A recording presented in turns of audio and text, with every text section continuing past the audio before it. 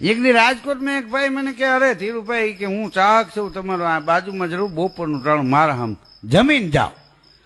અરે મેં કીધું જમવું નથી. ના ના મને કે મારા હમ એમ હાલે મારે ક્યાં સ્પેશિયલ તમારા હારું બનાવવું બધું તૈયાર જ છે. મેં એનો ભાવ જોયો કીધું હાલો ને અમે ડેલીમાં ગયા હતા તો એની ઘરવાળી 3 છોકરાને ધબધબાટી બોલે. બોલો કે આ ધીરુભાઈ સરવૈયા શાંતિ રાખો હું બાતો. અરે બાઈ કે જુઓ ને મારા છોકરાએ ને તમારા છોકરાએ ભેગા થઈને આપણા છોકરાને માર્યો. ઘડીક હું ઝજકી ગયો.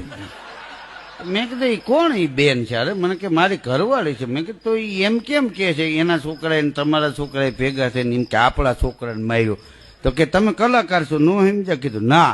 મને કે આ એક છોકરો મારે હતો અને મારી ઘરવાળી ગુજરી ગઈ. પછી મેં આ બીજું ઘર કર્યું ને તો એક ઈ ત્યાંથી જાંબુડિયા કલરનો લઈને આવી. એટલે અહીંયા જે હતો ઈ મને કે મારો, ઈ ત્યાંથી લઈ આવી ઈ એનો, અને આ સટાપટા વાળી સડી વાળો રહ્યો ને ઈ અહીંયા આવીને થયો ઈ આપણો.